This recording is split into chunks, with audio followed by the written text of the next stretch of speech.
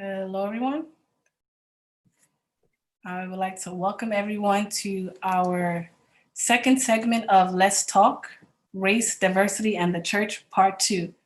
I'm going to just welcome a few people as we get started. Those who are joining, I see a few people joining us. Welcome, welcome, welcome to Let's Talk, Race, Diversity, and the Church, Part 2. Welcome, Harris. I see Harris has joined us. Welcome. Who else? Denise has joined. Just say hello. Give me a hello. So I know you're there. Welcome. Oh, we're welcoming our Facebook viewers, our YouTube viewers. Welcome, welcome. I see people saying welcome. I see you. Thank you for joining us. We're getting ready to start our part 2. Let's talk. Today I'll be your moderator, and I have some great panelists to join this conversation. Joanna is watching. Hi, how are you? Welcome, welcome. Please share the conversation. Share the link. Particularly, we're calling and looking for our teens, our young people, to join us on this conversation of part 2. Let's talk race, diversity, and the church. I see Nana, Marilyn's on here as well. Doreen is on here. Welcome, welcome, welcome. Laureen. Okay, give people a few more minutes to join. Again, thank you again. My name is Dr. Amy Abua. I am taking over today on behalf of Reverend Email Tete Gomeda, the senior pastor of Grace to Grace, Maryland. And we're having our Let's Talk Part 2, Race, Diversity, and the Church. Hello, Voices in Worship. Dorothy, Prince, hello, hello. Doris, hello, hello. So today, give people a few more minutes to join. This afternoon's panel that I'm about to get started in is a continuation of the conversation that was had 2 weeks ago. Growing out of the recent incidents of police brutality, public outrage, conversation about the systematic issues that exist in America and across the globe with people of color and African Americans specifically. We'll be joined today by a group of young adults from our own church, Grace to Grace, who are leaders, faithful members, and thinkers who are thinking about this conversation and hoping to join in with you on this journey to be able to get to the other side. And this other side may not be in our generation, but we want to be a part of the work that is being done to move us forward. So I'm going to transition. We have a couple people more joining. Mama Faith. Mama Faith is watching us in South Africa. Yes, we're international. Mama Faith, welcome to the live. So on our panel today, we have Harris, our very own Harris, video team Harris, WMG leader Harris, Ajikram. Harris, I got your last name? Not quite, Akadram. Akadram. Okay, so don't judge. I was born in America, raised in America, so blame America for my pronunciation.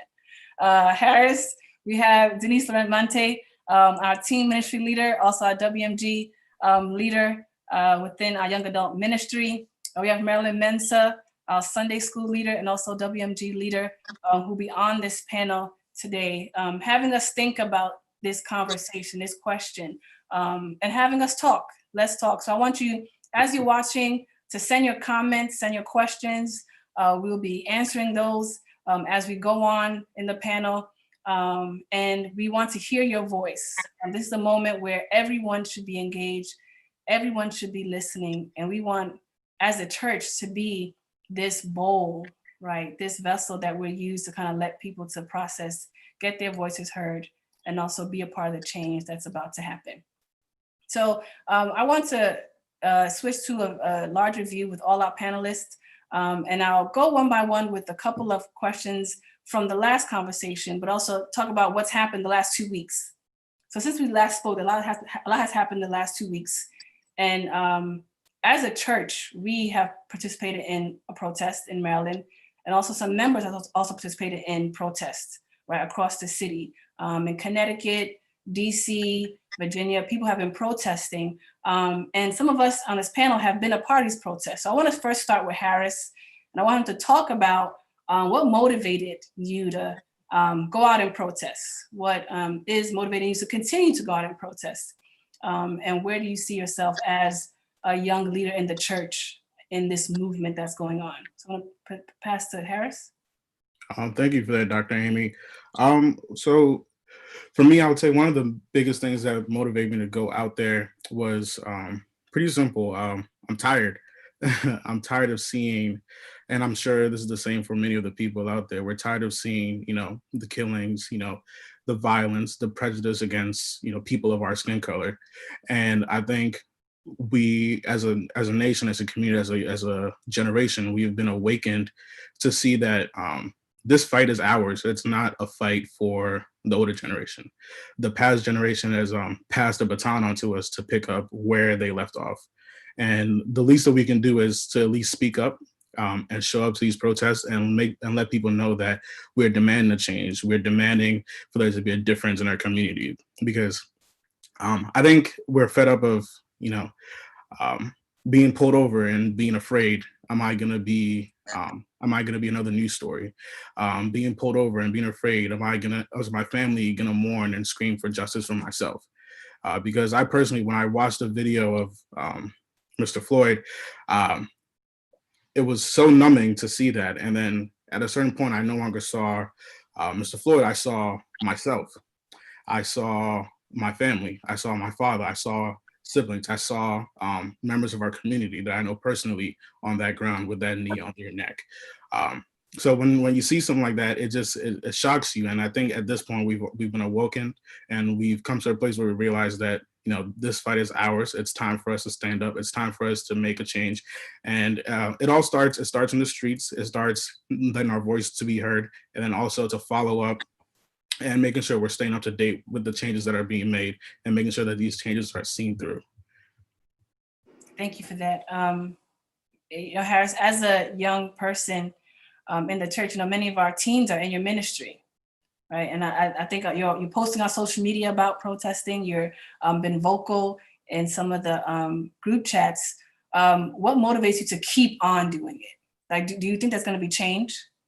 I think the change will come. I don't think the change is going to come overnight, but one of the reasons why when you're out there, we should post. We should encourage the young people to also do what they can do. Not everyone can go out to protest, but there's something that you can do. We need to show the younger generation that you shouldn't sit silent and just watch this prejudice, violence against our people continue to happen, because it's going to come to a certain point where, although we are a young generation, there's going to come to a point where we will be no more.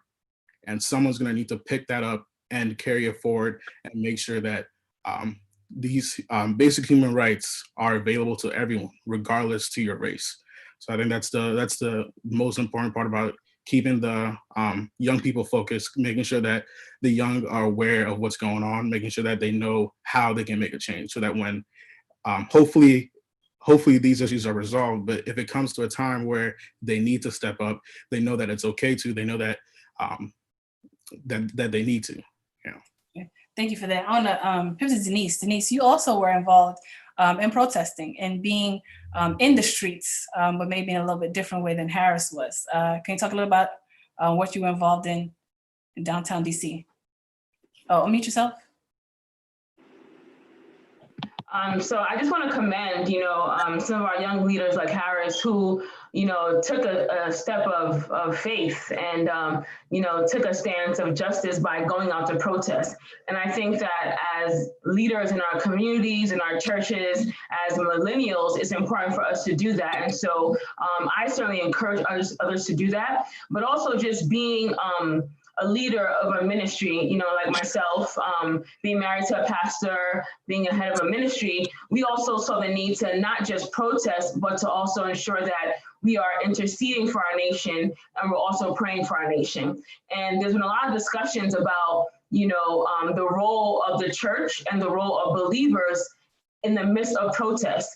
And for us, I wanted it to be very clear that Jesus Christ stood for justice. And if he was alive today, he would be out there doing something on behalf of those who don't have a voice, on behalf of those who have been marginalized. And so we should grasp the understanding that Jesus Christ is justice. And so we need to pray for our nation. We need to, pray for people of color, for the Black race, to ensure that, we are also covering our spiritual grounds, right, by exercising our faith, but also protesting and standing for justice. And we don't have to do either or. We can do it simultaneously. And so we were out in DC last week. We had a prayer and a protest gathering. And so we started off by singing songs of worship. And we started praying for our nation. We started praying for our leader, the president. We started praying for our policymakers. And we also protested. And we noticed that while we were worshiping and praying, there was a strong attraction from people all over who just, fell into the moment of worship and the atmosphere.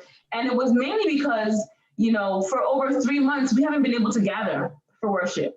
People haven't been together, in person to pray. And so there's that hunger, there's that need of just, gathering and then just praying and worshiping, and people are hurting.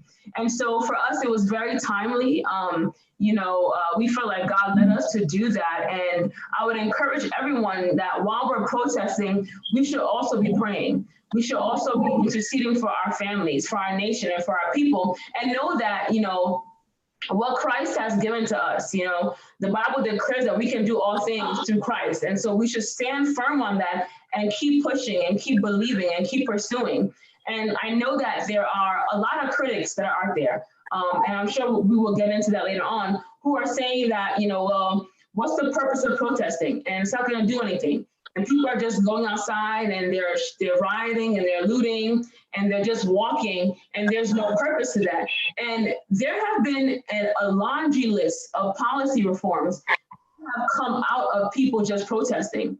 The protest that has lasted for almost 20 days now, it has really caused, reforms in various departments, various states and various cities. I think in over 20 cities, right, in different police departments, they have banned the use of chokeholds and neck restraints because of the protesting, because people are out there and they are walking and they are marching and they're protesting. I know for a fact, in New York State, where I come from in New York City, they have banned a statute that has for so many years protected police officers from allowing their disciplinary records from being public. And so many police officers felt like they were immune because whatever negative actions they took, those reports were never made public. And so now that statute has been dismantled. And now if you're an officer and you have a negative record, those things are not public. And so it would cause officers to be a bit more conscious in what they're doing. And these are all things that have happened because people have gone outside to protest, because we have been standing for justice, because we have gone out and believers are praying, believers are interceding, we're worshiping, we're asking God to intervene. And at the same time, we're standing for justice. And so I think as Christians and as a church, we have to really, really sort of just pay close attention with how can we at the same time, pray. If the church pray, we should intercede, but we should also be doing what everyone else is doing by standing for justice and ensuring that these policy reforms are actually taking place and that things are actually getting done while we continue to pray. And so, our approach was to pray and to protest.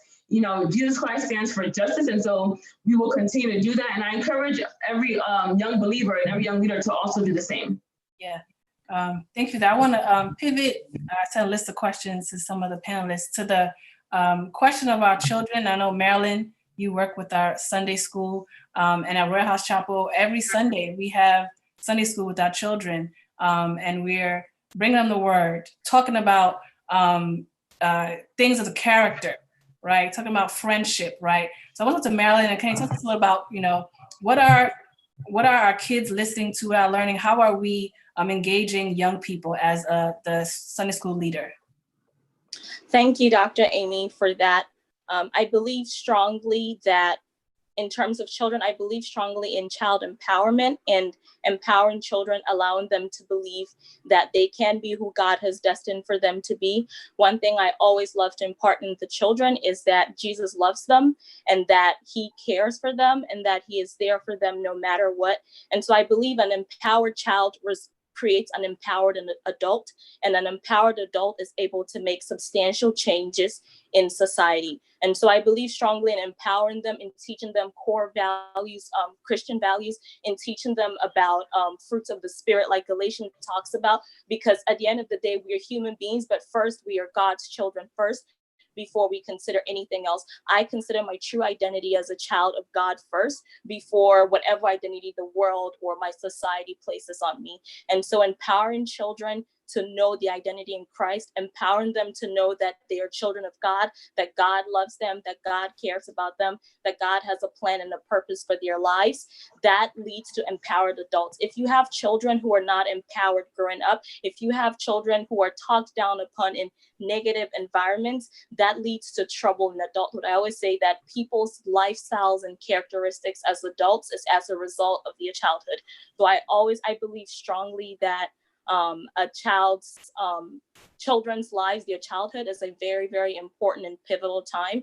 And I believe that as adults, as a teacher, my job, like I said, is to instill in them the love of Christ, is to instill in them the identity in Christ and empower them that whatever God has destined for them, they can do it. So if they're a champion to be the next civil rights leader, the next Martin Luther King or whoever, next great person to impart change in our nation and in the globe, then I want them to know that they have the power and the authority in Jesus Christ's name to be able to get that done. And so I believe a lot of empowerment as a Sunday school teacher is very necessary. And as a parent, if you're listening, empower your children. Push them to go to their highest levels. If you notice a trait in them that can be nurtured, go ahead and nurture them, because we need so many change agents. We read everywhere that the current, I call it the revolution that's happening, but in this current revolution, there are various avenues for us to achieve our ultimate goal of racial justice, of racial equity, of racial equality. And so whatever lane or whatever part that your child can play in this revolution, as I like to term it, you can guide them in that way. If they're artists, you can guide them in that way. If they are meant to be in the scientific field, you can guide them in that way. If they talk a lot and you can't get your child to shut up, excuse my language, nurture that in them, because for all you know, you need those loud people out there. It takes brave men and women to go out there to fight for justice. So whatever characteristics you see in your child, nurture that and see yourself as part of the movement to bring racial equality for all in the United States. Yeah, I think in the Sunday school, we're talking about love, right? Dealing with your neighbor. And kids may be seeing hate on TV, right? They may be seeing things about the church that are not, that is not representative of who we are. But in talking to our children in our Sunday school sessions, in our teen services, we're trying to engage them, help them process, but also give them some of the things that will equip them to be functional adults, right, after this, right? Even if they may not protest. So I want to pivot a little bit again. And again, let's talk. Let's really talk. Everyone's given their, good answers. But let's talk. So it's day 20 of the protest. Protesting for 20 days. Have you made progress? I can start up. I think we've made some progress, some real progress, and then some fake progress. Progress just and also to add that we know that since George Floyd has passed away, there's been at least 7 more police murders. Yeah. Right. So we've been marching for 20 days, but even after George Floyd's death, there has still been more murder ongoing. Harris, I'm sorry. Progress, but fake progress. Yeah, so there's been some progress, like Denise mentioned, there's been steps to make policy changes, right? But then there's also been just simple gestures to just kind of please the public, to kind of please the people who are speaking up, to please, the protesters, to get them to settle down, to calm down. Because, for example, the beautiful mural in DC that's being placed all over, our country, great gesture. It's a beautiful mural. I love the idea of it, but it needs to be backed by actual change. It needs to be backed by actual support.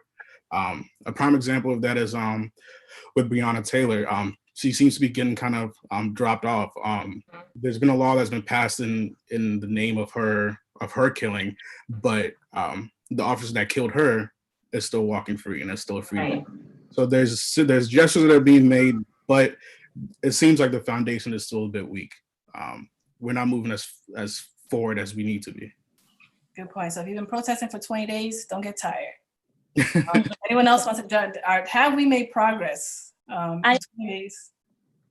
I think one of the things that has been remarkable since George Floyd's passing has been the increased awareness about racism. It shocks me a little bit that, all of a sudden all these companies are putting out statements. Yeah. If you're in the beauty fashion industry, you see a push for inclusion. One that really surprised me was Band-Aid, the Band-Aid company coming out with saying they're having different skin toned Band-Aids. And it was like, all this while, why did it take so long? And so it seems a bit hypocritical to me that all of a sudden a bunch of companies, a bunch of organizations are, saying we stand with you, are implementing policy changes. But it was like, what was stopping you all this time? You guys were capable of making all of those changes, but you refused to. It took a man's killing, it took protests and uprisings for you. So I am glad that the issue of racism has come to the limelight and is at the forefront of our nation. However, like Harris said, it feels a little bit like fake progress because we're talking about it, but I don't know how sincere these moves by these companies are. Are they genuinely sincere? How long term is it going to be? Can they sustain these changes that they're so-called implementing? So it's a pro and con. I'm glad that, like I said, I think the biggest takeaway for me is that we're talking more about racism, and some people who thought they weren't racist, it's coming out that they really genuinely are racist. So I think it's exposing some racists out there. So I think this whole movement is definitely accomplishing things that before it wasn't doing. Okay, I agree. I think the sense of America having their knee on our neck, I think some people are slightly taking a knee off, but the fear is that they may put it right back on, right? Like I'm showing that I'm lifting my knee up, but is it really up? Is it really 100% off? Mm-hmm. That's some of the hesitation, that fake news.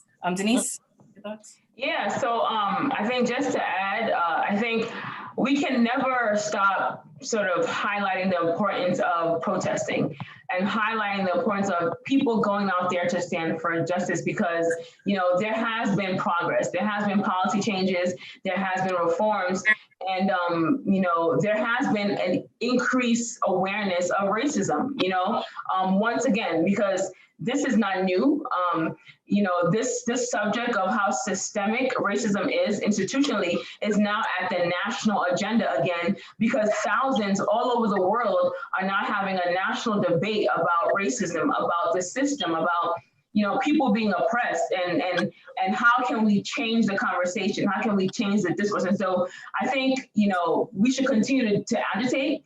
We need to continue to stand for justice. And I know many of us in our church, we come from, African households, and a lot of our parents and aunts and uncles are African immigrants.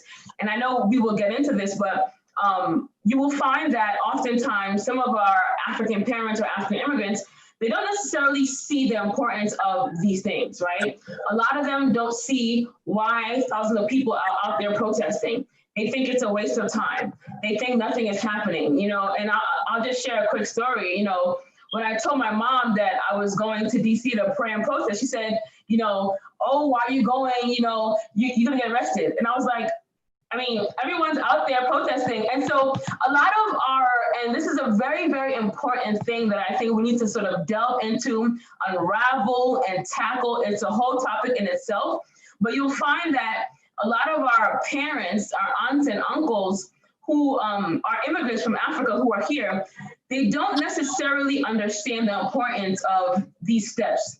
You protest, you march, you walk, you take a stand for justice, and then you also push for policy reform. They don't really understand the importance of these things. They see it as sometimes African Americans, being part of the diaspora, are just quote unquote some troublemakers. And so why should you go out there to join troublemakers? And us African immigrants, we've just come here to seek peace for a brighter future. And we have our linear successful goal, right? For my husband and my children, and that's it. But not understanding that whether you come from the continent directly or whether you came here through the transatlantic slave trade, we're still the same skin tone. And so the cop is not going to ask us if you came from Cameroon yesterday, or if you came from, Cameroon 400 years ago, or like, no one's going to ask that. And so it's so important for me to ensure that as a Black diaspora, we all are unified and we all unilaterally understand the importance of what's happening all over the world, particularly the Black people in the US, our immigrants, first generation, and and on and on and on. And protesting is important, marching is important, understanding the results that have come out of protesting, knowing the law, understanding the policy. Like Harris was saying, there's a laundry list of things that have changed since the first day of day 20. Statutes that have been revoked, things have changed. And so we really need to understand that and come to terms with that. And so I really indulge in, our larger African community to also join forces in this. Okay. So I want to go to the next question, which kind of talks about the diaspora as a whole, some of the disconnects that may exist, but also someone posed a question: what does everyone consider progress, right? So the question was dealing with progress. We know that progress is complicated, progress is diverse, and who's at the end of that receiving of this progress is kind of what people are kind of grappling with. If New York State does one thing, but we're still stuck in this legal battle in Maryland or Louisiana, then is that really progress? Right? If Baltimore still has issues, is that really progress when in Rochester they've dealt with it, right? So let's continue to think about that as far as what is progress as the viewer asked that question, but also pivots to what Denise kind of brought up. How do we talk about uniting and making this a movement that's understandable across the diaspora, right? So my parents were not born in America. They're not from here. They migrated here. How do we create a way to help everyone understand that this is a united war? They're little battles, but we can all be on the same page in this conversation to help us move forward. So who wants to start with that question or pick up where Denise left off in understanding? I can start in terms of talking about it being a united front and a united battle. I think we need to start from the genesis to understand that irrespective of if we are Black people from the continent or African Americans who were brought here by slaves, our journey kind of starts with the white man coming to the continent and colonizing the continent, and then bringing Black people to the Americas for slavery. And so when we understand, I don't want to say a common enemy, but a kind of a common thread, and we understand that in Africa, we're still grappling with the ramifications of colonialism from, Southern Africa, Central Africa, Western Africa, French-speaking Africa. We are still grappling with the negative effects of colonialism. And then you have the Americas, where we're still grappling with the negative effects of slavery, all brought upon us by the Europeans. And so it's so important for Africans to understand that concept. And when I participated in Queen Esther, my talent was a spoken word about a young Black boy. And I've always grappled with this as someone who came to America when I was 11 years old. I didn't really have an understanding or connection with African Americans. I barely even had any Black friends. Most of my friends were white or Asian or Latino.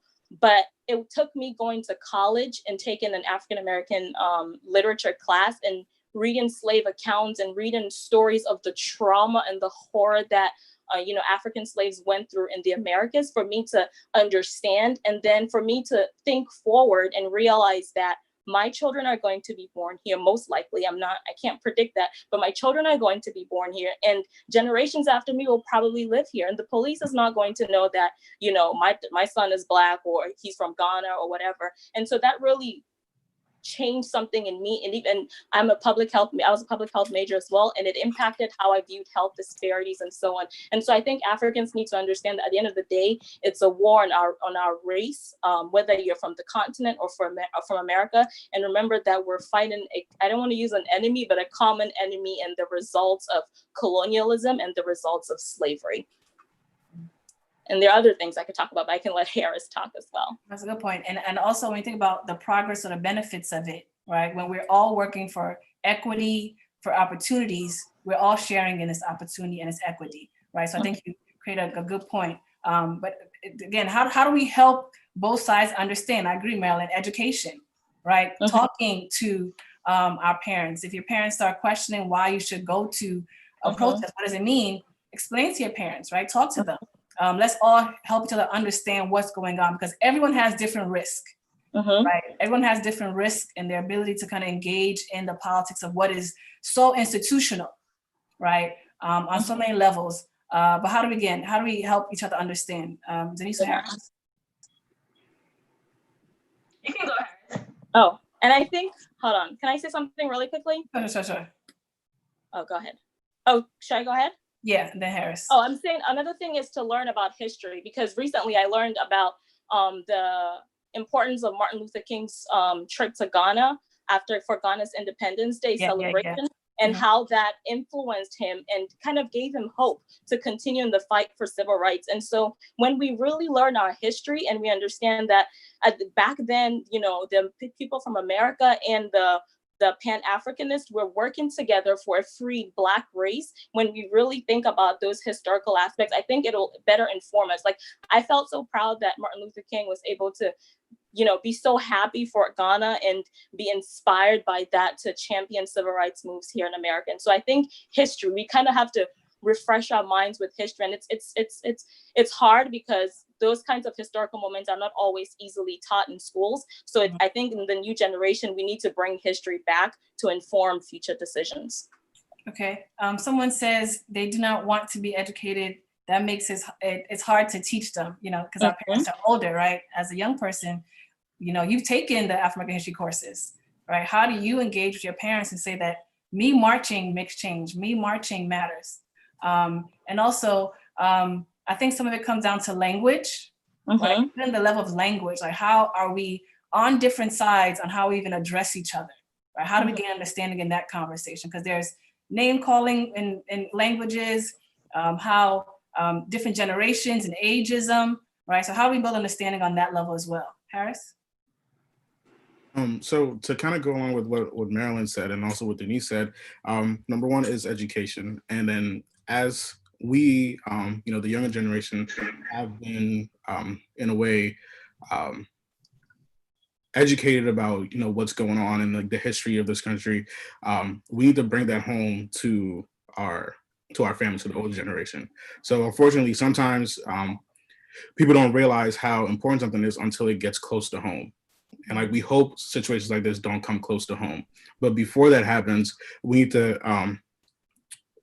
bring it down, and then make them realize that it can literally be any one of us which these things happen to. That the reason why it's so hard for us to get a job sometimes is because there's systemic racism in a lot of these companies, a lot of these buildings. So we need to bring it down and let the older generation know that it's not so far-fetched. It's not just a news story. It's not something that will never happen to any one of us. It can very well happen to us, and it's only by the grace of God that it has not occurred to us for us to take it very seriously. So we shouldn't wait till that moment to do so. And then also, to echo what Denise said, when we step outside, there's no Ghanaian, there's no Ghanaian, there's no Black, there's no African American. It's literally just all people see is Black. So and the way you act or the way you behave does not change how someone will be treated, will treat you. That's how bad the problem is. So we need to bring an awareness that it's not so far-fetched that this can happen to any one of us. It's not so far-fetched that we can be directly affected by this. So we need to take it seriously. We need to take the steps, and we need to do our part, to play our role to make sure these changes come. Denise? So just to add, and so, you know, it's also not only our older generation. I think a lot of it is, yes, our moms, our dads, our parents, but you'll also find, and so if you know, went to a university here or a predominantly white institution, like I went to Syracuse University in upstate New York, predominantly white, and you'll find that being born and raised in America, you'll find that an international student who came from like Nigeria, who came from Ghana or South Africa, whatever, right?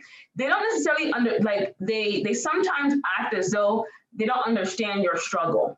And they sometimes feel like, well, that's the African Americans and the Black folks who were born and raised here, and you know, and I'm different. And just I think yesterday or 2 days ago, there's a video that's going viral of a young lady who is of African descent, who was yelling at protesters, you know, saying that, you know, that she's not oppressed, and that's a negative mentality. It's a slave mentality, and she's free.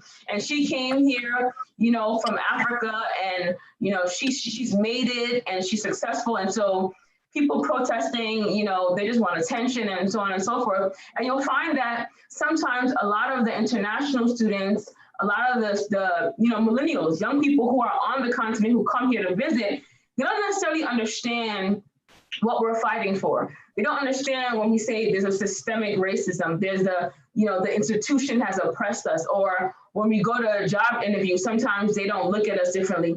And so, yes, I think education is good, but we also need to always perspective, like Harris was saying, you know, we should always explain why, like, you go to job interview and sometimes you're not selected because of the color of your skin. And so everyone wants to think about it when it comes to like results and what the effects are, because you can educate them on the history of what happened 400 years ago, but they're going to be like, well, that happened a long time ago and things have changed. And now we're in 2020 and it doesn't exist anymore.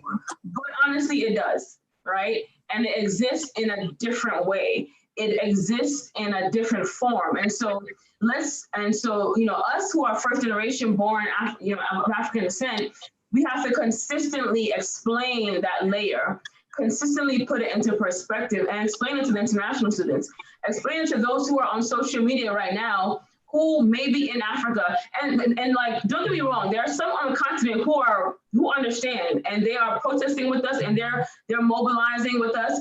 And there are some who just don't see the importance of it.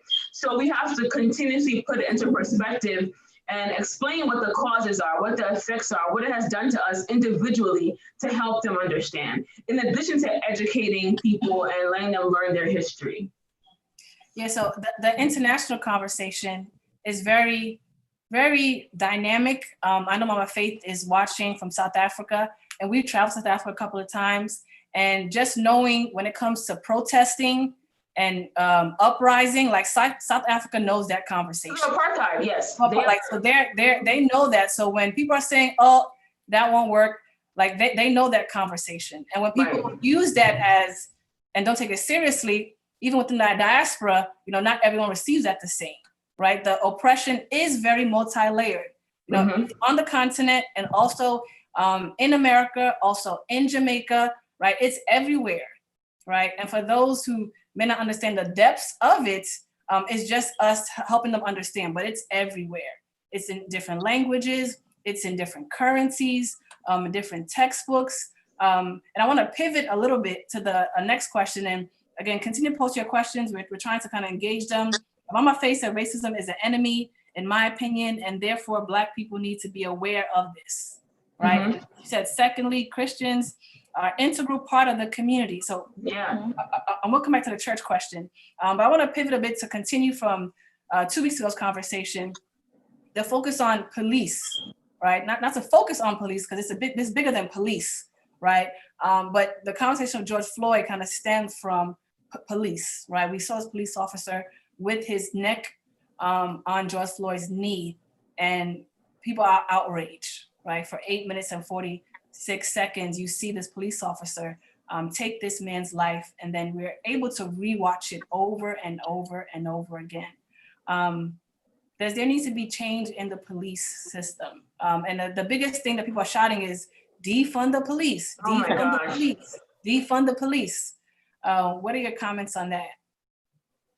So I think I'll go because and Dr. Amy knows that I have very strong views on the police.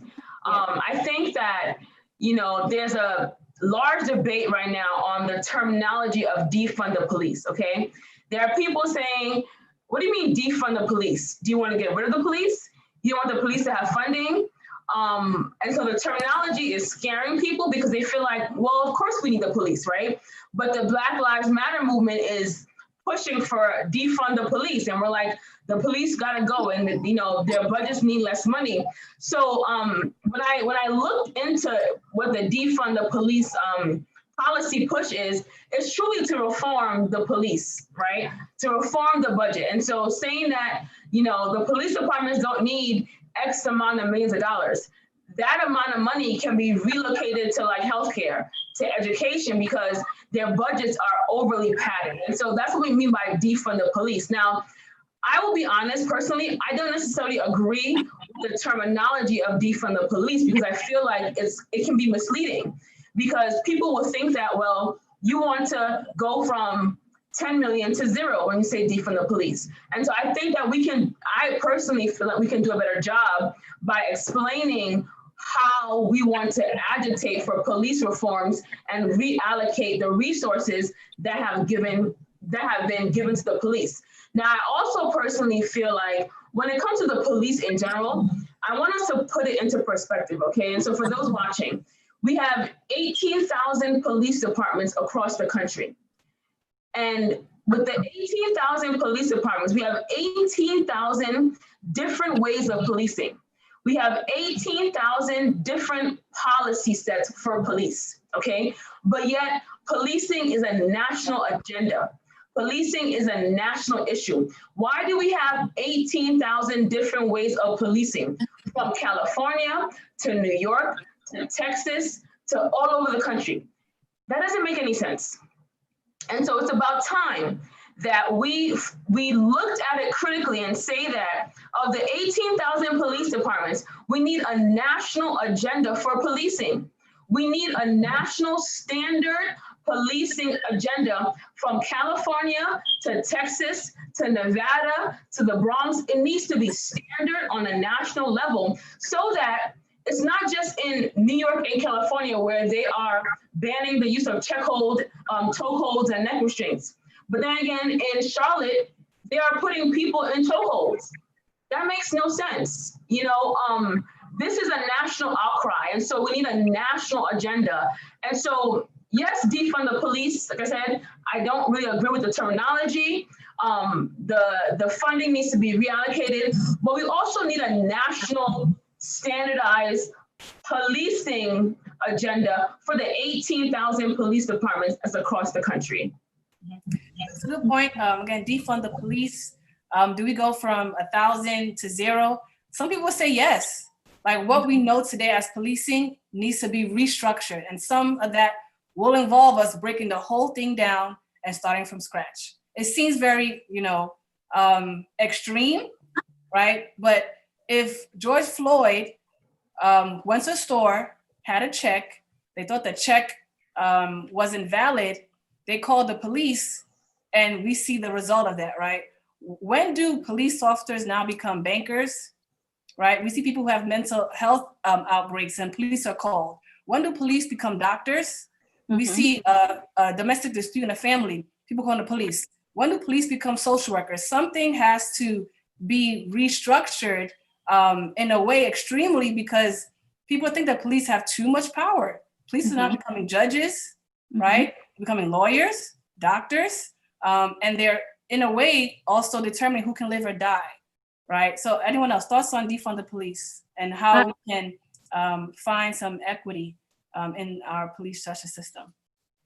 I agree that we, you know, the defund the police in terms of allocating huge sums of money for the police to other parts of the counties, communities, whatever, to healthcare, to mental health. And I do agree, Dr. Amy, that, you know, the police have so much power and are handling cases that they're not necessarily well trained to handle in terms of mental health, in terms of domestic violence, like little things like that, that requires professional help that I feel like they're not trained to address. So I agree that there needs to be some form of restructuring. I don't think that we should completely do away with a police, like you have a police officer in the car, because whether we like it or not, irrespective of race, there are still, criminals out there. There's still people who commit crime. So we need that form of law and order.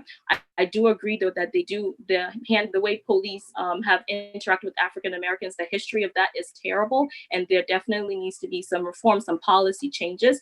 In addition, the United States is so unique and set up so interestingly that for there to be some form of a federal overhaul will be extremely challenging because of the rights allocated to states. The founding fathers set it up that way. And I think it's possible, but it will be very, very challenging to be able to have a complete overhaul. We haven't even been able to do that with marijuana. We don't have any 100% kind of federal, law on that. There's so many loopholes in this country. And I think that's what makes the United States so unique, that our Constitution is so simple and quote, yet so complex and so intricate that it's going to be extremely difficult to have a complete a complete overhaul on the federal level. But I do agree with defunding the police. I do agree that, housing, if you go to DC, there's so many homeless people. It's really heartbreaking.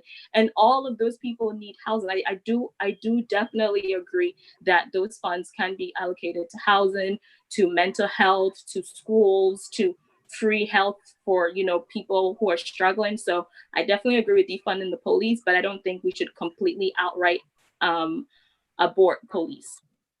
And just a quick thing, I think that marijuana and policing, two different spectrums.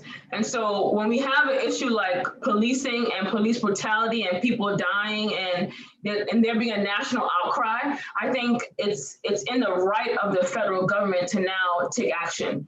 The federal government is actually supposed to sort of take a stance, and that's why we have executive orders.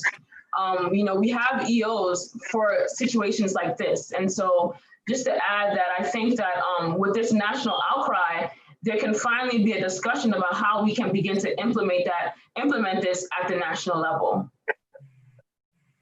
I wanted to just agree with what you said.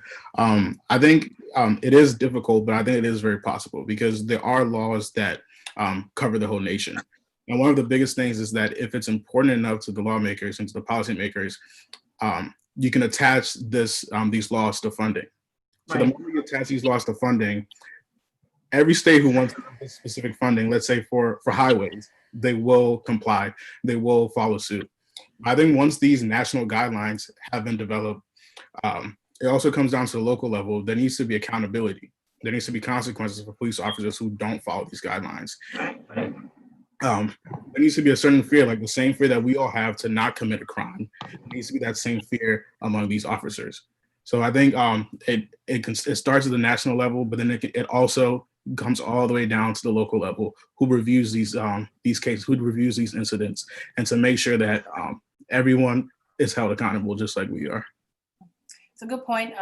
In our teen service today, we talked about, again, if it comes from the top and it comes down, it will work more, it'll work better. But if we think about your school, right? What is your school policy? What is your neighborhood policy about policing? You can all be involved in thinking about that. What does defund police mean for your neighborhood? What does defund police mean for your city? So we should all know what that means, because it can come from the top, but it may also maybe come from the bottom, right? Mm-hmm. And that will be tested in November, right? When you go into those booths, so those of us who can go, there'll be questions aside from just who's gonna lead. There'll be some policies and laws that are in November on these ballots that we can vote for. But I agree with Ollie. I think the defund police conversation is very complex, very much needed, but people are looking definitely for police accountability. I want to pivot to Mama Faith's comment about the church, and then I'll look at some other questions that people raised in the group.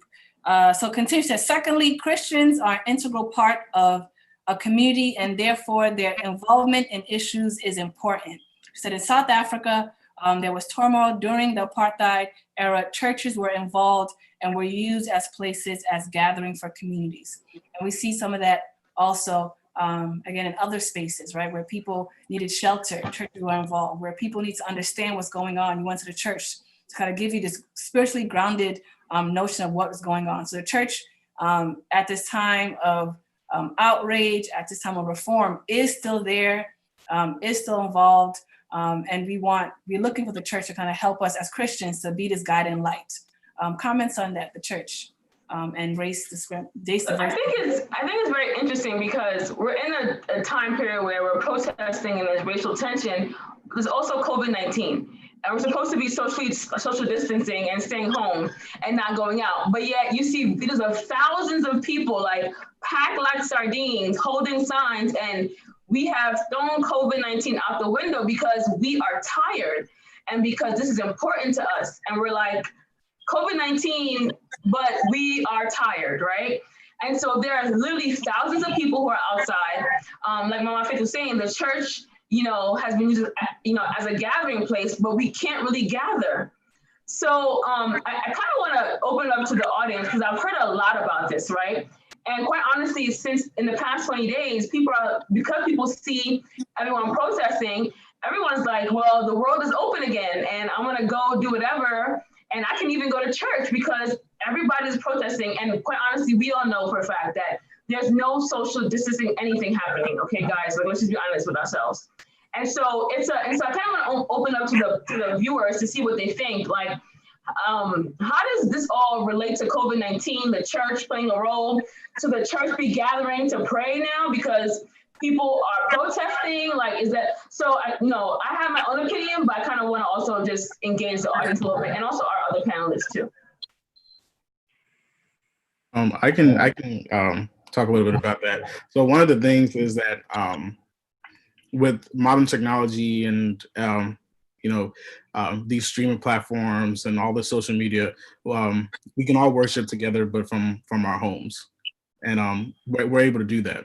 But we can't protest from our homes, right? We can't show unity from our homes. We can't show the force that brings the change from our homes. So right. When it comes to protesting, they need to see the numbers, right? That's why we don't only post online. We don't only speak out on social media platforms. That's why we also go out. We can't do that from home. And to be honest, all the different things that have been happening, all the different forms of change that have been happening since the protest started would not happen if we stayed on social media and stay on social media and posted. But as far as the church aspect of it, we still receive the word. We're still receiving the word, some very powerful words, and we still receive worship. So I think the comparative is very different. And also we're in an enclosed space, and then we're also outdoors. So the two, I don't think they're the same. That's my opinion. I also add this, I think we shouldn't discredit the fact that the word is still coming, right? So the word's coming on Sunday, I say at least for Sunday, for us at Royal House Shop was Sunday, Wednesday, Friday, prayer every day, right? You're taking that to be able to go out, right? The power of God is in you to be able to go out and protest, right? The sermon comes on Sunday for you to be able to shape your life to know how to live Monday, Tuesday, Wednesday, Thursday, Friday, right? So that aspect of the church hasn't changed. And that calling for us to have relevant messages hasn't changed. So pastor is seeking the Lord and giving us a word that gives us power to go on the front line. So if someone posed a question, it's hard for me to see faith look at faith at this time. The faith is where you should be looking to then march, right? The Bible says, show love in the face of hate, right? What's going on is very hateful, right? But we are the light. So the church is still there moving. We're not gathering COVID-19, but people are still putting podcasts. People are still having conversation grounded in the word to empower people to say what? After this message is done, you can go out. If you can, based on your risk, go out and protest. Go out and speak to your police chief. Go out and do this. If you feel like you want to run, the church is here to support you, right? If you want to run for office, the church is here to support you. But despite COVID-19, the church is calling to the church's position to still be the church, not the building, the church is still there. Marilyn, you gonna say something?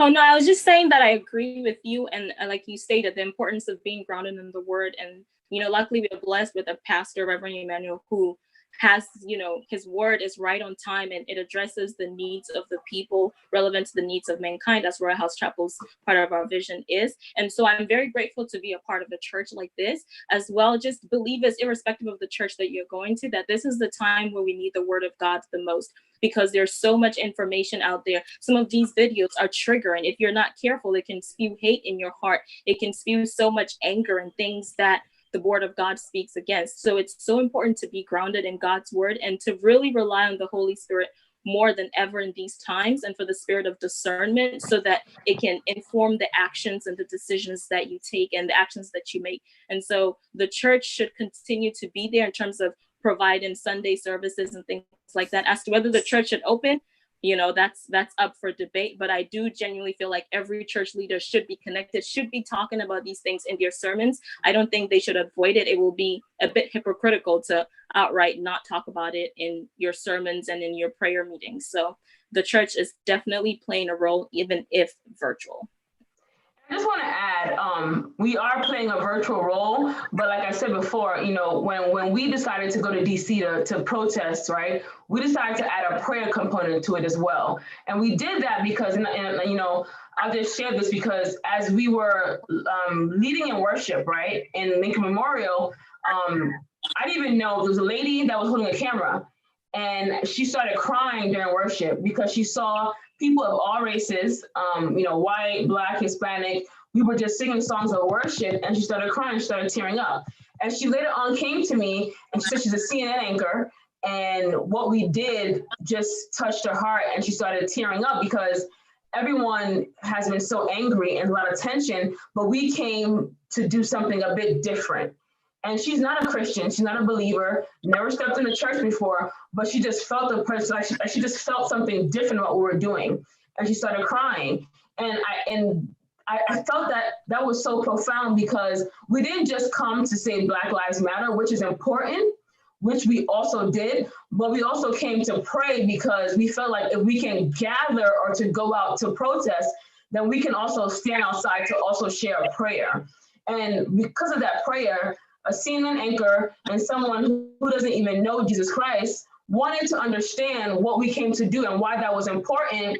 And like many of you know, people don't say Jesus Christ on CNN all the time, And so she just asked me, can you explain a little bit about what you came to do? And so I would just encourage us all that as we're out protesting, let's also use it as an opportunity to share the word of God. People are hurting.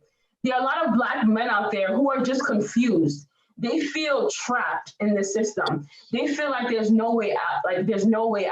They feel like their children, right, are gonna also be in the system. They feel like if they apply to jobs, they're not gonna get a job. They feel like they're always gonna be in competition, that there's always gonna be this tension. And people are hurting, people are confused, people generally don't know what to do, but they're protesting and they're trying their best.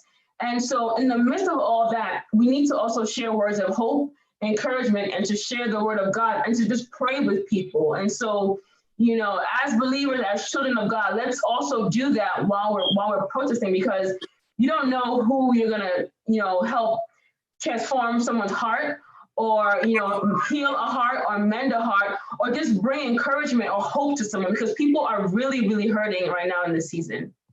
I agree. COVID is a pandemic. So is racism a pandemic, right? Discrimination, a pandemic. A pandemic is something that spreads across the globe. So people do feel like COVID-19 is a pandemic that some of us are dealing with right now. Some countries have been able to deal with the virus, but some people feel like their whole life, they've been dealing with a pandemic all their life, not having a chance to be able to get a job, being overlooked. So their heart desire is that the pandemic of racism just stops. So they're willing to put their lives on the line during the COVID-19 pandemic to deal with the larger pandemic, that if I don't get an opportunity, my family situation won't change. Right. We've been living in poverty so long. So with prayer, knowing what God says, I'm gonna fight two pandemics, COVID-19 with my mask on, and also racism with change. Right? Because the power of God is with me. So someone said, we can't confuse church with protest, but if we are the church, right, the individual at the church, we can, in our everyday lives, find ways to bring equality, not just for us, but for all people. right? So what's the In your comment own- that we can't confuse church with protest? Yeah, we can't mix, I'm sorry, church with protest. But I feel like we can. I feel like the church can protest and the church can also pray. Yes, I agree. the So church- I agree. So if Harris is the church, Yeah. right? He's the walking embodiment of the church, right? He can do that and Yeah. still have the power of God in him and still, right? So we are the And church. share the word of God. Yeah. Now, is it every church member needs to be on the front lines protesting physically in DC? We're not saying that, right? No, but the I church feel like it can would be nice if we did. It would be nice if churches gather their people to have a prayer walk and were to protest. It would be powerful. That's just my personal opinion as a church member. You know, I think it would send an amazing signal. It will send a Jesus is justice stance if many churches gather their churches to host a prayer walk, to protest, and to pray for people who need prayer outside, and to also take a stand for justice. And so that's just my opinion. Maybe the other panelists have other thoughts on that.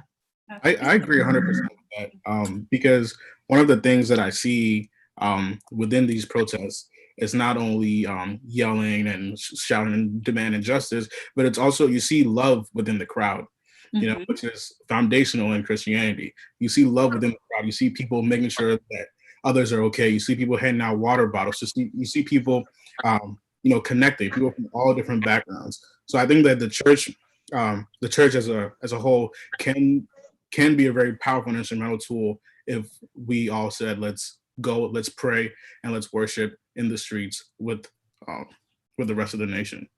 And that doesn't take away from our Great Commission to save souls. Right? We're in a pandemic, we still have to save souls, right? We still have to evangelize. So you can say, I'm working on the front line for equity for someone else, but I care about that person's soul. So I can share the love of God with them, right? They can hear worship and still feel moved, right? In this protest, right? Or even for my home, if I'm sharing other images of people who are working and moving in love. Okay, so at this point, we're going to move to some of the questions from our guests. I think Harris is also following too. Harris, if you can help me. Someone stated, do we think the church on some level has some embodiment or some elements of racist qualities, right? And I'll just start from as a historian. You know, in America, historically, in many parts of the world, the Bible has been used to justify enslavement, right? So people have used the word of God to justify the oppression of Black people. So that has been done. So now, is that a part of the church? No, but people have used the Bible and parts of the church to oppress. And that has been something that we see. Some of it still exists through imagery, through selection of, maybe we see leadership, you know, we see the Bible being used to say that women can't preach in some different ways, right? So there have been ways that people have used parts of the church to reinforce racism, sexism, and justice, right? But it's not the church. It's not the word of God that does this, it's people who use it. But you all can chime in on that question. Or maybe I said enough. Yeah, I mean, so I definitely agree. I think that historically the church institution and just individuals who call themselves religious leaders have used the Bible in a very misleading way to enslave people, right? And to justify a level of, you know, classism and discrimination. And over time, you know, we were obviously able to shed light on that. And we have come to terms with that, you know, understanding that that was not what the scriptures really meant. And so I think historically that has been the case. But also I truly believe that for some of our Caucasian pastors who are pastors of mega churches, and they don't use their platforms to talk about racial injustice, to also initiate a discourse to help, you know, some of your white congregation members to understand what's happening. I feel like you're also doing yourself a disservice, because at the end of the day, you may have a white police officer in your church. You will have a white CEO in your church. You'll have a white businessman in your church. And as a pastor, you know, a lot of these things are not just a policy issue, but it's a heart transformation issue. And officers and leaders and executives they're going to change by heart transformation. And they're going to be able to do that in the space of the church and through a sermon and through worship and through praise. And so as leaders of the church, we should take it as a responsibility to be able to have this discourse, to be able to fold it in our sermons so that our congregation members can also be informed and to begin to have that heart transformation. Because if you have a racist white police officer in your church, he may change because of the heart transformation that he's going to get under the anointing of the Holy Spirit by listening to your sermon. And so pastors of mega churches who don't see that, I think that for me, it's a problem. Mm-hmm. I agree. I think it's problematic.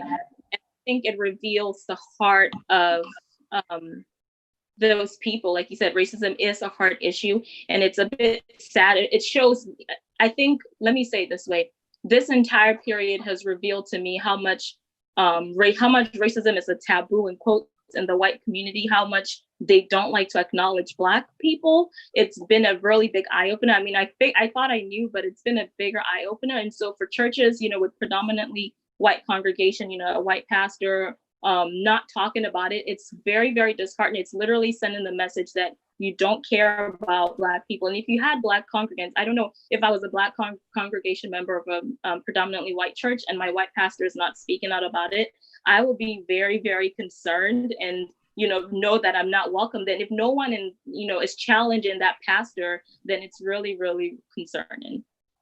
Okay, I'm gonna switch to another question that was posted.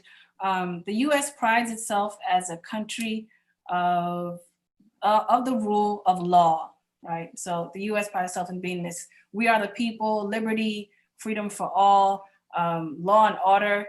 Why is there so much power vested in the police as an institution or in the institutions in general? Why do you think there's so much imbalance when America prides itself on being this balance-free, liberty-driven nation?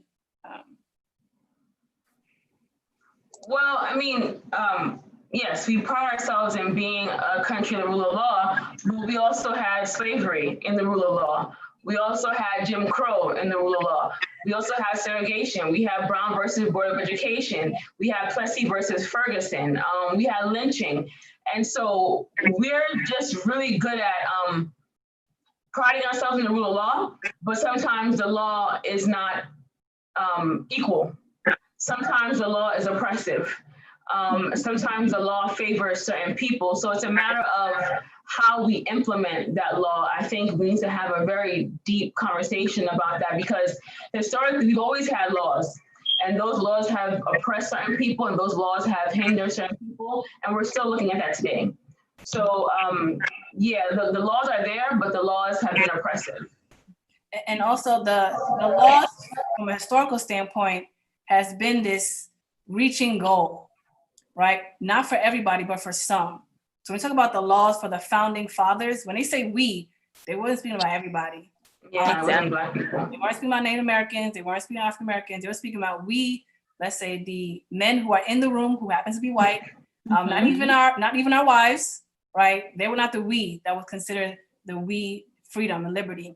So because of that disconnect with who the we is, that the laws are supposed to enforce and protect, we see this imbalance. So now the we who are really here in America, who really pay our taxes, who, our money pays the police. We want to see the we in the bills and the laws, right? We're tired enough of just some people receiving the benefits of the we and not everyone receiving that. So knowing that the we and the laws were not inclusive of everyone. It was for some people. And now those of us who are here, we're demanding that the we include everybody. Anyone else want to add to that? We could get some more questions.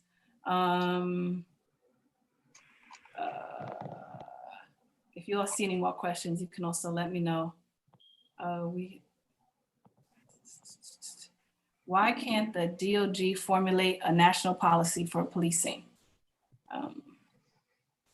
DOJ, sorry, Department of Justice. Why can't they form? What are the hindrances that we believe are not allowing national policy to come forth? A question that was posed. I think, like I Bring said, America back. like I said, Maryland sorry. first. Sorry, Maryland first. Yeah. Oh, no, I was just saying, like, the whole idea of states' rights, and America is very interesting that you have the federal law, you have the states can also do their own thing, even though there's federal laws, and Breaking up a bit. very, very region of the United States has its own culture. And Okay. I'm I'm sorry. can you hear me? Yeah.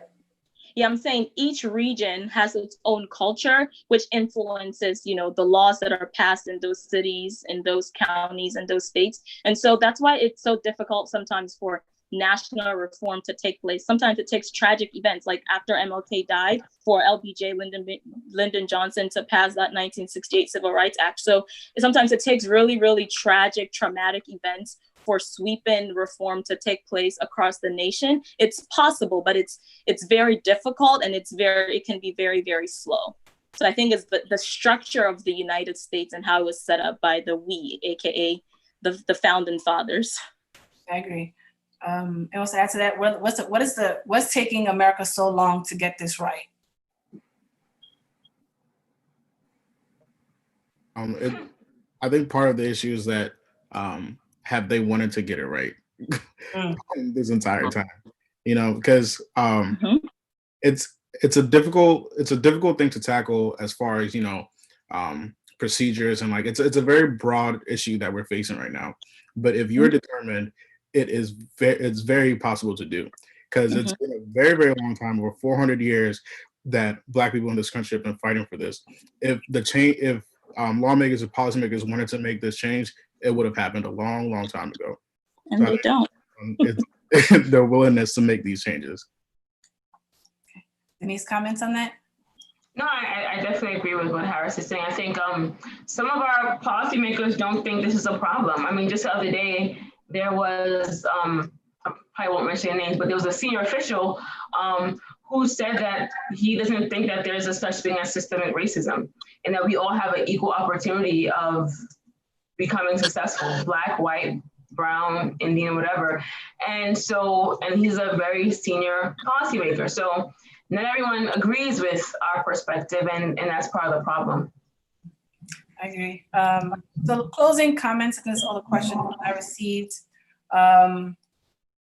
Closing out again, 20 days into the protests, 20 days into Let's Talk, what needs to happen next? And I want you, if you can, speak to all levels, right? If you're a young person, what's next, you think? If you are a son, if you are a mother, if you're a teacher, what do you think should be happening next? Until we talk again.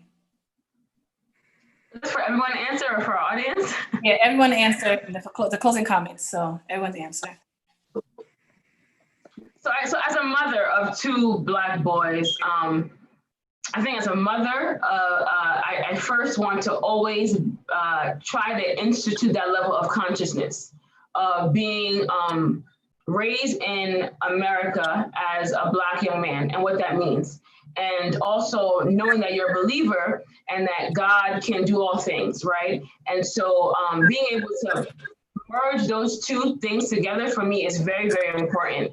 And knowing that we all have a personal role to be a change agent. And so what's your personal role? What has God called you to do to try and unravel some of these systemic hindrances that the system has placed before us, right?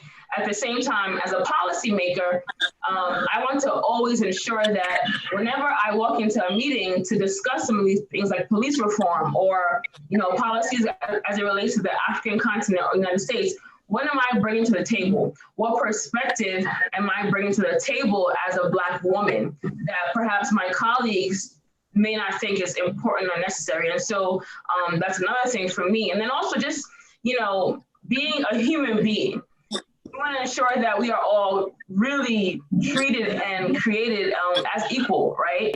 We want to be able to treat people as equal. And whenever we see a level of injustice, we should speak on that, and we should try to do what we can personally to change that, because what's happening is not only political, but it's personal.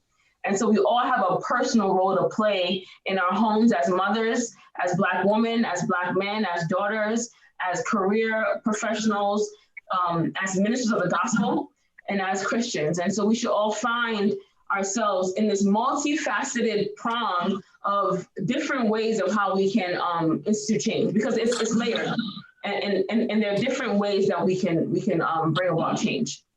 Okay, so before continue to do closing comments, someone did put a question that I want to make sure we address. Has anyone noticed the silence from the white evangelical preachers with mega churches? And I think that was talked about a bit. And I also want to bring that up to, that's still the church, right? So that silence from the church, definitely a different segment of demographic. But let's say you're working somewhere and your boss hasn't said anything, right? Or your colleagues haven't said anything.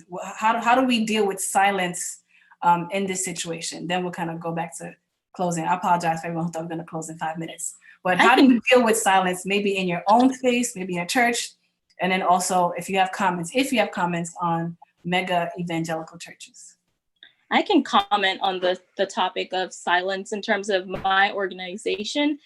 They began, talking, putting out a statement about it, but I noticed that they were kind of teetering around the word Black. And I said, hey, say the word Black. Like, there's nothing wrong with talking about that. Whatever is happening to Black people. Don't say, oh, these things that are happening in our country and our nation is in turmoil. Say Black. Say that Black people are enduring, harmful things from the police, from the system, and so on and so forth. And so I believe if you are in a place where there is silence, I think it fell on my conscience. I think you have a right as a human being, as a Christian, to say something, because their silence is very loud. Silence is also saying you agree with the negative things that's going on. So if you are able to, as Dr. Emmy likes to say, assess your risk, but if you are able to, I will definitely champion you saying something to, whatever place that you're in that's not addressing these issues. I was laughing at what Marilyn was saying, but I think it's very profound, because so our Caucasian brothers and sisters and colleagues, they will find a very nice way to make it seem like what you're trying to get them to do is wrong, and it makes them feel uncomfortable, and you shouldn't be doing that. And I believe that this is the season of I said what I said, okay? This is the season of call it and say it like it is. It's a Black issue, okay? Don't say the people of color and the minorities and, the people that may be oppressed. No, Black people are being oppressed. And I said what I said, and I have no apology about that. And so let's muster that confidence, like Marilyn said, to push people to not be silent, but to also call it like it is. Don't beat around the bush and, what's happening in our country, because we're going through a pandemic too. There's like a bunch of things happening in our country. Let's say exactly what's happening in our country. Racial tension, racial injustice against Black people. Mm-hmm. Black. So I made sure they put it in that statement. I said, say George Floyd's name. He is Black. So yeah. And I think some people may be saying, I don't want to be the troublemaker, right? I don't want to be the one that's kind of making this a big deal, right? But this is just that the time is now for us to focus on and bring this to people's attention, right? If you've been really working hard to get an opportunity and you have been oppressed, or people like you have been mistreated, put your finger on the button and say something. I think Harris is gonna say something. Oh, okay, Harris is not gonna say something. So we have one more question. If you went protesting, should you get tested? Okay, so if you went protesting, it's a good question. Tested for COVID-19. And you're laughing, but that a lot of things are still we're still dealing with other issues. AIDS epidemic. Are you tested, Harris? Are you tested, Harris? I'm covered by the blood of Jesus. I take You guys are laughing. every Friday and every Sunday. I'm covered by the blood. That's it. Psalm 91. You guys, we're laughing, but like there's still other things that are going on. There's still other healthcare issues that are going on, right? Yep. Maternity rates for Black women are still high, right? HIV/AIDS is still an issue, right? So there are things that are still going on that, I said tested, but COVID-19 tested, that we still have to kind of keep focus on, right? But so if you did go to March, according to the CDC, they said if you happen to be exposed to COVID-19, you should self-quarantine for 14 days. So people have been saying, if you are protesting, self-quarantine for 14 days, just in case you were exposed to someone who had COVID-19, right? If you're able to get tested, right? So the issue of testing is also a large issue around access, right? People of color have not been able to get equal access to testing as much as celebrities have, right? Based on economics, right? Region, state laws, right? But they are saying that if you do get involved, if you are involved in a protest, you do feel you're exposed to COVID-19, you should self-quarantine. But we know that being outdoors versus indoors are two different dynamics in the spread of COVID-19. But in that, people are still trying to fight both pandemics, right? And I think that's all the questions. So back to closing remarks, Marilyn Harris, closing remarks. I would say from the perspective of someone the younger generation, I would say that let's continue to be radical. Let's continue to be loud.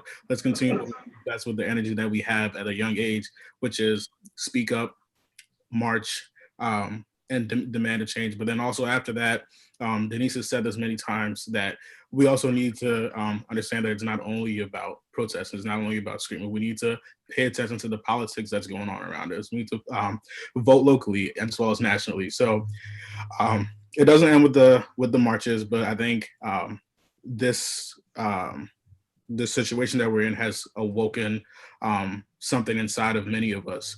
And I think that we are making very great steps. We're making very good steps. So I think we as a young generation need to keep that fire burning. We need to keep it going. We shouldn't forget, because the society that we live in right now, it's a very microwavable society. We get things quick and they're gone quickly. Everything's just in and out. So we need to remember this. We need to keep championing this movement. We need to keep moving forward, and also vote, pay attention to what's going on in your community.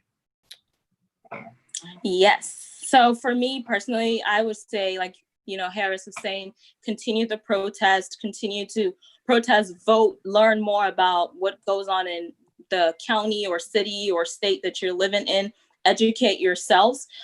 Also, I think this is a great time for Black excellence, in the sense that there's a lot of push for Black businesses and buying Black. And so, I think this is a great time for economic shift in the favor of Black people. So if you are Black, capitalize on that and, push yourself. I think this is a time to really realize that until we occupy some of those spaces in the system, it's going to be hard to unravel and break down that system to become more favorable and to become more equal. And so I think it's so important that we should pursue education. We should pursue becoming, those roles that we make fun of, like your parents that be a doctor, lawyer, teacher, whatever. But there was a reason why they say that, especially in this country, as an immigrant, right, you have ties back to the continent, kind of tying both of them. What can you also do in the continent if you're capable to kind of move the continent forward? Because I still believe that the continent is still suffering from the negative effects of colonialism. So there are so many ways you can go about it.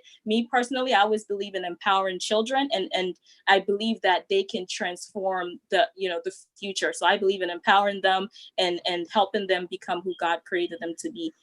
So those are some of my thoughts. Well, thank you all. I want to thank Reverend Emmanuel for allowing us to do this thing, to talk. Like, let's talk. And talking is one of the most powerful things we can do, right? That involves educating, involves empowering, involves sharing and getting to a level of understanding that we're thankful that the church is the center of that. So we want to thank all our panelists, thank all of our viewers and our followers. We'll continue to bring you more Let's Talk segments. We'll continue to create a more diverse panel to bridge this gap for all of us to kind of move forward